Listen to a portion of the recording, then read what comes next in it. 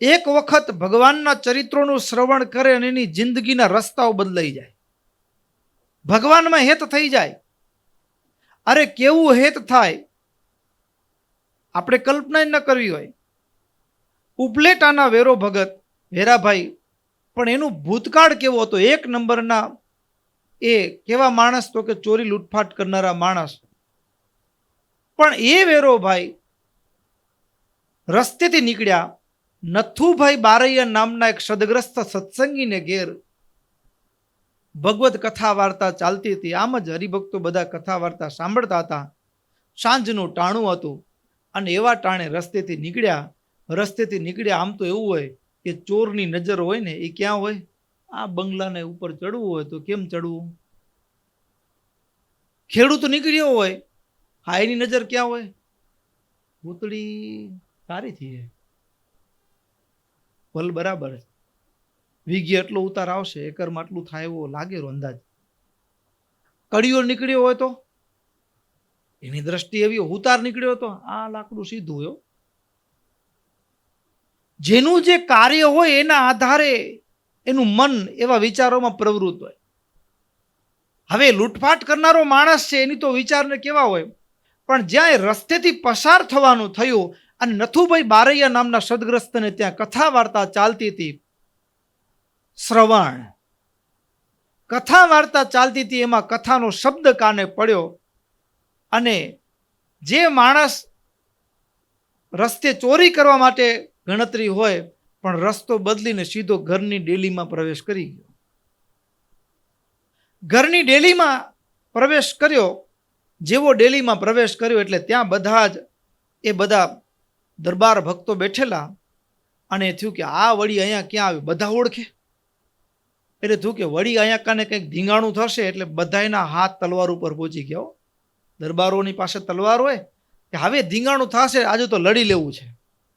જે તલવાર ઉપર હાથ જાય કે આ માણસ અહીંયા ક્યાં આવ્યો, અને ત્યાં કથા કરનાર સાધુએ ખાલી ઈશારો કર્યો એટલે બધાએ પાછા તલવારમાંથી જે મ્યાનમાંથી તલવાર ખેંચવાની તૈયારી કરી હતી એને પાછું હંકેલી દીધી, બેઠા રહ્યા.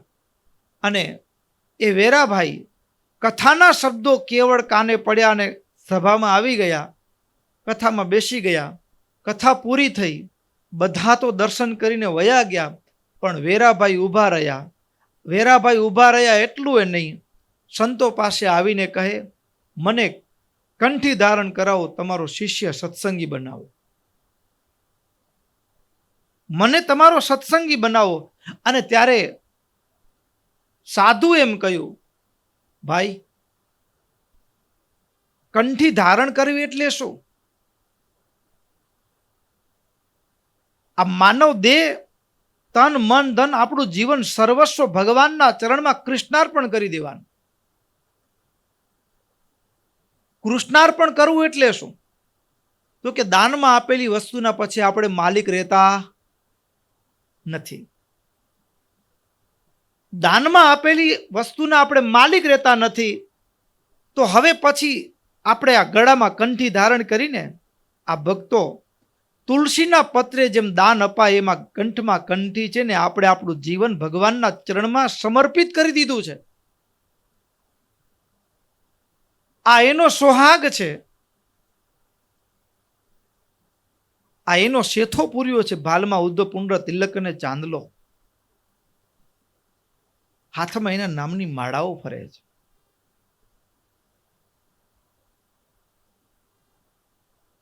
પંચ વર્તમાન પાડવાના, દારૂ ન પીવો, ચોરી ન કરવી, માંસ ન ખાવું, વ્યભિચાર ન કરવો, વટલવું નહીં, વટલાવવું નહીં. પંચ વર્તમાન એક વખત દાનમાં આપી દીધા પછી આપણે માલિક નથી હોતા. પછી તો માલિક જેમ કહે તેમ એની વસ્તુનો ઉપયોગ કરી શકી, પણ આપણી ઈચ્છા મુજબ એનો ઉપયોગ કરી શકાતો નથી. તમે જે કહેશો તે કરીશ. અને એક સમયના લૂંટફાટ કરનારો માણસ અને કેવળ ભગવદ કથાના શબ્દો સાંભળ્યા અને જીવનની યાત્રાનો રસ્તો જ બદલાઈ ગયો. જે લૂંટફાટ કરવા માટે જઈ રહ્યા હતા, લૂંટફાટ કરવા માટે જઈ રહેલો એક વ્યક્તિ અને એ ભગવાનના ચરણમાં પહોંચી ગયા. ભગત તો કેવા થયા ભક્તો, પ્રસંગ વિસ્તારથી છે પણ નથી કેવો. કેવા ભગત થયા, કેવી એની સમજણ હશે, કેવી કક્ષાએ પહોંચ્યા ભક્તો કે એ વેરાભાઈ એક રોગચાળો ફાટ્યો, જેમ 2-5 વર્ષ પહેલા કોરોના આવ્યો, ઘણા બધા પરિવારમાંથી ઘણા બધા સ્વજનો અચાનક ભગવાનના ધામમાં સીધાવી ગયા. એ રીતે એવો કંઈક ભયંકર રોગચાળો આવ્યો અને મેં એમના પરિવારમાંથી કાકા બાપા ભાઈ બધામાંથી પરિવારના 22 થી 23 જણા 3 મહિનાની અંદર મૃત્યુ પામી ગયા.